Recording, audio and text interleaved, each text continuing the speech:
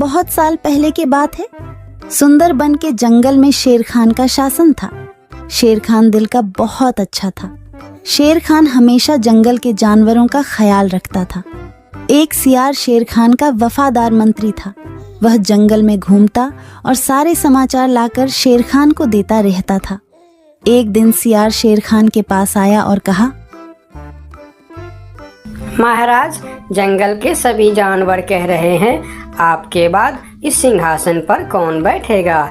इसीलिए ये सब कह रहे हैं कि आपकी शादी हो जानी चाहिए, क्योंकि आपका संतान ही आगे चलकर इस जंगल का राजा बनेगा। हाँ, जंगल की जानवर सही कह रहे हैं। मेरा संतान ही आगे चलकर इस जंगल का राजा बनेगा। इसीलिए मैं अवश्य शादी करूंगा। तुम शादी की तैयारियां करो। फिर शेर खान की शादी बड़ी ही धूमधाम से हो रहे थे। जंगल के सभी जानवरों को शादी में बुलाया गया था। सिर्फ एक छोटे से चूहे को छोड़कर शादी में बहुत सारा खाने पीने का इंतजाम किया गया था। सभी जानवर पेट भर खाना खाया। इधर चूहा को निमंत्रण ना मिलने के कारण वह बहुत गुस्से में था। ये शेर तो बड़ा ही घमंडी निकला। उसने मुझे शादी में ना बुलाकर मेरा अपमान किया है। मैं इसका बदला अवश्य लूंगा। इस बात को लेकर चूहा बहुत ही नाराज था। वह मन ही मन सोचने लगा कि इसका बदला कैसे लिया जाए। कुछ देर सोचने के बाद वह एक योजना बनाता है। मैं भी शादी करूंगा। हाँ, मैं भी शादी करूंगा। बड़ी धूमधाम से शादी करूंगा और शादी में उस शेर को छोड़ के सभी को आमंत्रित करूंगा। हाँ, यही ठीक रहेगा। फिर चूहे ने शादी करने का फैसला कर लिया और वह अपने लिए एक दुल्हन ढूंढने निकल पड़ा। थोड़ी दूर जाने के बाद उसे एक दुल्हन दिखाई पड़ा। फिर चूहे ने उसके पास जाकर कहा, शादी तो मैं कर लूं, लेकिन इसके साथ से तो मैं बिल्कुल नहीं शादी करूंगा। मेरी दुल्हन तो उस घमंडी शेर के दुल्हन से भी सुंदर और शक्तिशाली होनी चाहिए। फिर चूहा आगे जाकर एक पेड़ के नीचे रुक गया। दुल्हन की खोज को लेकर चूहा चिंतित हो गया। वह सोच रहा था कि भला इतनी सुंदर और शक्तिशाली दुल्हन उसे कहाँ मिलेगा। यह सोचते सोचते वह चल ही रहा था कि उसकी नजर आसमान की तरफ गई। उसने देखा कि सूर्य भगवान आसमान में चमक रहे हैं। तभी उसके दिमाग के बत्ती जली। अरे वाह, सूर्य भगवान तो सबसे शक्तिशाली है। कितना तेज है उनका। यही ठीक रहेगा। उनकी बेटी सुंदर भी होगी और शक्तिशाली भी। फिर चूहा एक पेड़ के नीचे ध्यान लगाते हुए बैठ गया और सूर्य भगवान को तपस्या करने लगा।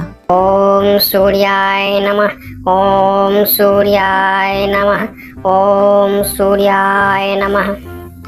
इधर चूहे को तपस्या करते हुए देखकर सूर्य भगवान बहुत आश्चर्य हुए कि यह नन्हा सा चूहा उनकी तपस्या क्यों कर रहा है।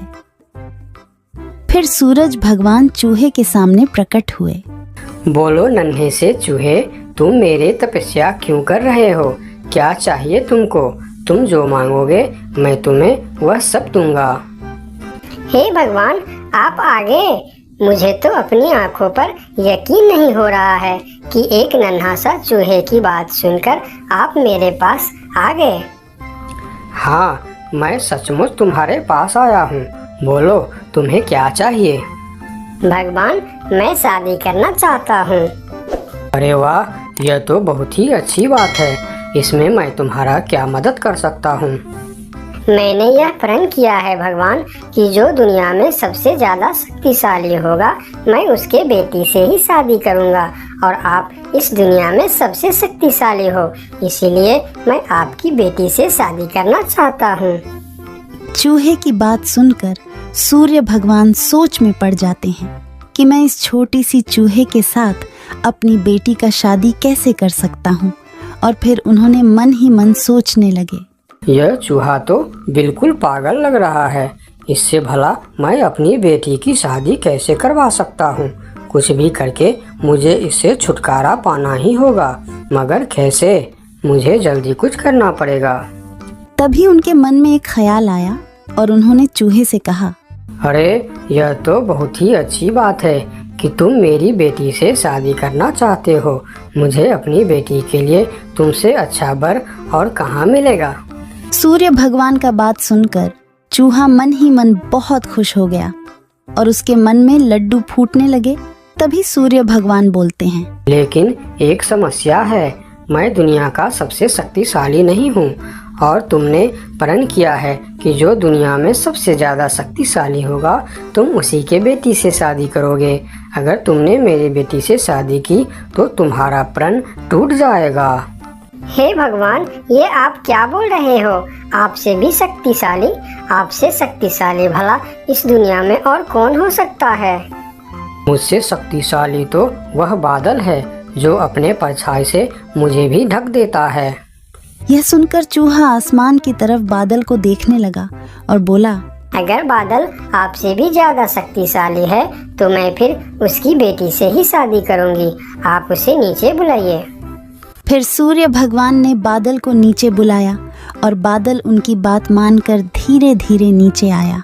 बादल जी, मैं आपकी बेटी से शादी करना चाहता हूँ क्योंकि आप दुनिया के सबसे शक्तिशाली हो। मैं अपने आप को बहुत बड़ा भाग्यमानी समझूंगा अगर आपकी विवाह मेरी बेटी से हुई, लेकिन मैं दुनिया का सबसे शक्तिशाली नहीं हूँ। मुझसे शक्तिशाली तो हवा है जो हमें भी उड़ाकर दूर चला जाता है। अच्छा, तो यह बात है। ठीक है, फिर मैं हवा की बेटी से ही शादी करना चाहता हूँ। आप हवा को बुलाइए। फिर बादल ने हवा को बुलाया और हवा धीरे धीरे करके नीचे आया। फिर चूहा ने अपनी विवाह का प्रस्ताव हवा को बताया।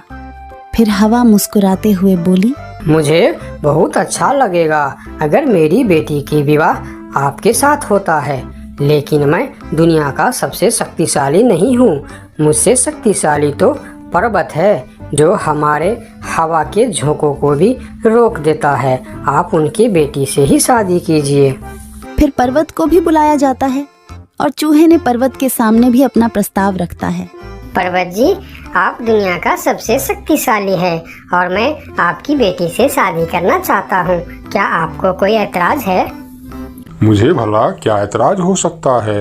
आप मेरी बेटी से विवाह करना चाहते हैं, यह बहुत ही अच्छी बात है, लेकिन मैं भी दुनिया का सबसे शक्तिशाली नहीं हूँ। ये आप क्या कह रहे हैं? मैं यकीन नहीं कर सकता कि आपसे शक्तिशाली भी दुनिया में और कोई होगा। हाँ है, मेरे शिखर पर एक मोटा सा चूहा रहता है। वह मुझे रोज कुतर कुतर के वहाँ एक बड़ा सा सुरंग बना लिया है और उसमें अपने बच्चों और परिवार के साथ रहता है। वह मुझसे भी शक्तिशाली है। आप उसी के बेटी से क्यों नहीं शादी कर लेते? अगर ऐसी बात है तो फिर आप मुझे ले चलो उसके पास। मैं उसके बेटी से ही शादी करना चाहता हूँ। फिर सब मिलकर उस मोटे चूहे के पास जाता है और उसके पास उस नन्हा सा चूहा का शादी का प्रस्ताव रखता है। फिर जब नन्हा चूहा उस मोटे चूहा की बेटी को देखते हैं तो वह उसे बहुत पसंद आता है और फिर उन दोनों का शादी बहुत ही धूमधाम से होता है। नन्हे चूहे ने जंगल की सारे जानवरों को निमंत्रण दिया, लेकिन शेर से बदला लेने के लिए उसने उनको निमंत्रण नहीं भेजा। जब शेर खान को इस बात की खबर होती है तो शेर खान बहुत ही गुस्सा हो जाता है और अगले दिन सियार को उस चूहे के पास भेजता है और बोलता है, उस चूहे को कल मेरी दरबार में हाजिर करो। अगले दिन सियार उस चूहे को बुलाने के लिए उसके घर पर जाता है।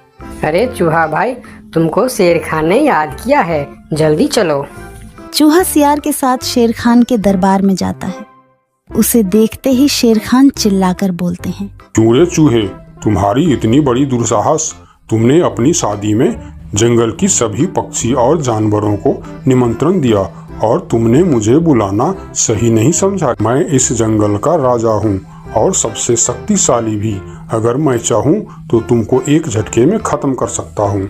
मुझे माफ कर दीजिए महाराज, जब आपने अपनी शादी में पूरे जंगल को निमंत्रण दी और मुझे नहीं दी तब मुझे भी ऐसे ही दुख हुआ था। यही एहसास दिलाने के लिए मैंने आपको निमंत्रण नहीं दिया। मुझे माफ कर दीजिए। क्यों रे सियार, तूने ऐसा क्यों किया? मैंने तो तुमको बोल दिया था कि जंगल के कोई भी पशु पक्षी छूटनी नहीं चाहिए। फिर तुमने इस चूहे को निमंत्रण क्यों नहीं दिया? मुझे माफ कर दीजिए महाराज, गलती हो गई। मैंने सोचा यह छोटा सा जीव, इसको क्या निमंत्रण देने का, इसलिए मैंने इसे छोड़ दिया था। मुझे आप माफ कर दीजिए। ठीक है, अगले बार से ध्यान रखना। मेरे लिए जंगल का हर जीव एक जैसा है।